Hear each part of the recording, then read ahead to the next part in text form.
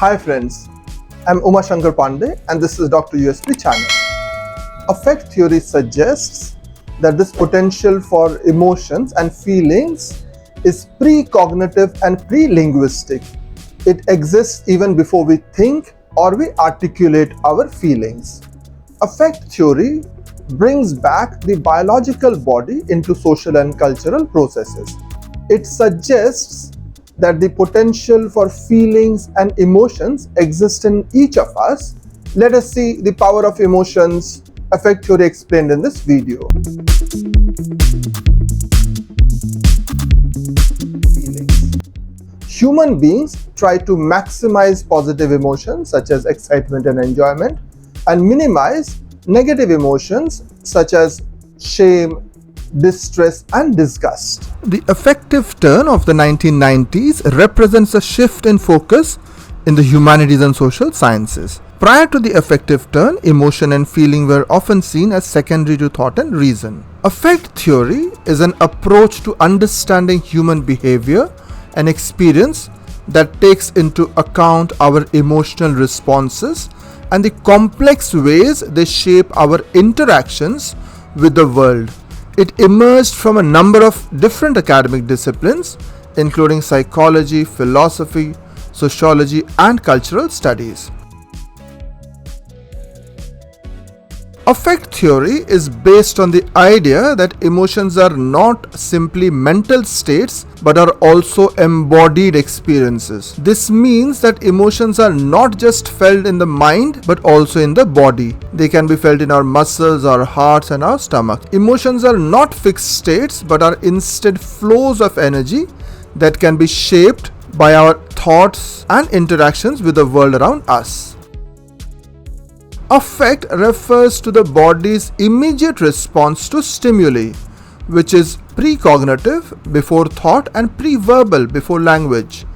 Affects are felt and experienced throughout the body and can influence subsequent thoughts, feelings, and behaviors.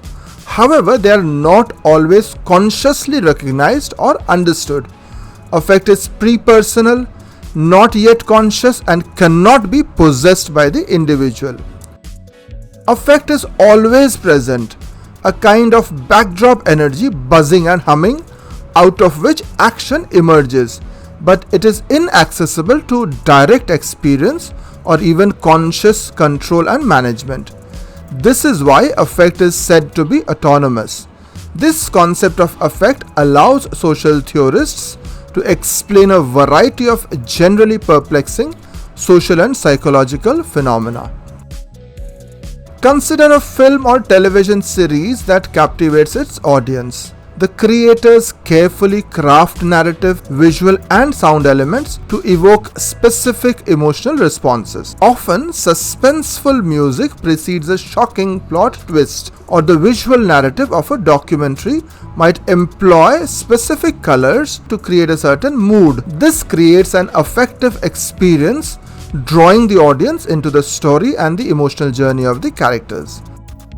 The affective turn, like the literary and cultural turns, represents a shift in focus in the humanities and social sciences, this time towards affect, the embodied preconscious responses and intensities that arise in response to stimuli. Prior to the affective turn, emotion and feeling were often seen as secondary to thought and reason. It emphasizes the embodied, non-cognitive, and transpersonal nature of affect. Affect is contagious. This means that emotions and feelings can spread from one person to another. For example, if we are in a room with a group of people who are laughing, we are likely to start laughing ourselves.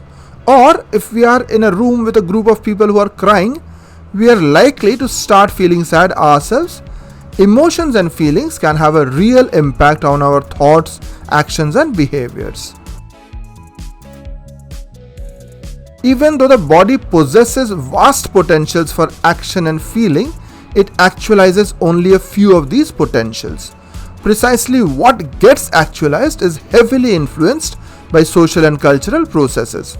Humans exist in a state of tension between vast possibilities, experiences non-conscious affect, and the small set of actions, feelings, and emotions consciously actualized.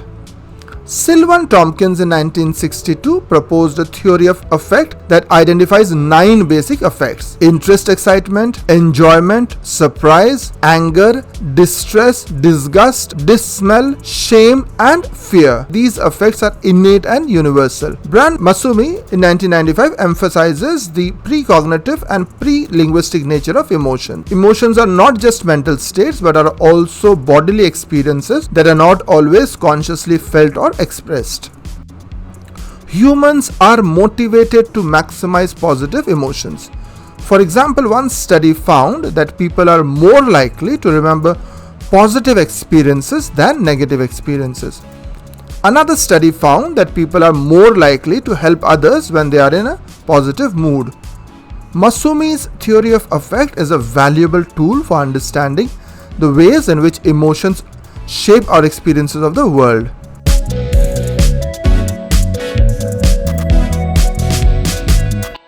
Qualia are the subjective, qualitative aspects of experience. They are the raw feelings that we have before they are processed by the mind. In the case of nostalgia, it is the feeling of longing for the past. This feeling is often accompanied by a sense of warmth and happiness, as we remember a time when things were simpler and more carefree. Valence is the positive or negative value of an affect. It is what makes an affect feel good or bad. In the case of a news story about a new medical breakthrough, the valence is positive. This is because the story is about something that has the potential to improve people's lives. The story may evoke feelings of hope, excitement, and optimism. A news story with a positive valence is more likely to be remembered. Attunement is the process of becoming synchronized with another person's emotions. It is what allows us to feel empathy and compassion. In television commercials, advertisers try to attune viewers to the emotional appeal of the product. This is by using a variety of techniques such as music, imagery, and language. A commercial for a new car might use upbeat music and images of people having fun to create a sense of excitement and adventure. Bracing is a physical and emotional response to the perceived threat. When we brace, our bodies tense up and our hearts start to race. We may also experience feelings of fear, anxiety, or anger. Bracing is a natural response to danger, but it can also be triggered by things that are not actually dangerous, such as watching a suspenseful film or giving a presentation. Affect theory also highlights the role of media in the circulation of affects in society. Media can spread feelings of fear, joy, anger, etc. across populations, influencing public moods and opinions. This is particularly visible in the context of social media, where viral content can rapidly generate and circulate affects. Media can thus be seen as affective technologies that have a profound impact on our social and emotional lives. Advertisements are designed to evoke specific affects that will drive consumer behavior. An ad for a luxury car might aim to evoke feelings of prestige and desire, while a commercial for life insurance might aim to evoke feelings of security and peace of mind. The aim is to connect these affective responses to the product or service. A news report on a natural disaster might use certain images, narratives, and interview clips to evoke feelings of concern. Media representations can also shape how individuals perceive and understand their own identities. Representation of marginalized groups in media can have a significant impact on their self-perception and self-esteem. If these representations are negative, they can generate feelings of shame or fear. Positive and empowering representations can evoke feelings of pride and confidence. Affects are not confined to individual bodies, they circulate within social groups, environments, and networks. This aspect of affect theory is often used to discuss how feelings or moods can spread across communities or societies, sometimes through media or technology. The transmission of affect is the process by which affects can be passed from one body to another. This can occur directly, like catching someone else's excitement or fear. Sara Ahmed in 2004 argues that emotions are not simply individual experiences but are also social and cultural constructs. Lauren Berlant in 2010 developed a theory of affect that focuses on the ways in which emotions are connected to desire and attachment. Berlant argued that emotions are not just fleeting feelings but are also powerful forces that shape our sense of self and our relationship to others. Teresa Brennan in 2004 imagines a space in which affect is not self-contained but rather moves back and forth between people. This happens unconsciously and automatically. It constitutes the basis of relationships and forms an affective field. First, we find ourselves in relational affective fields and then we carve ourselves out of those fields. Eve Sedgwick's Touching Feeling in 2003 is a work of queer theory that has been influential in affect theory. Sedgwick argues that touch is a fundamental way that we experience the world and that it plays a central role in our emotional lives.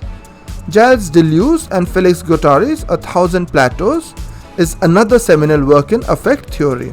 They developed a theory of affect that emphasizes the fluid and dynamic nature of emotions. Thanks for staying along, friends. As always, it was a delight having you here. I'll be back with another video very soon. Till then, have a great time.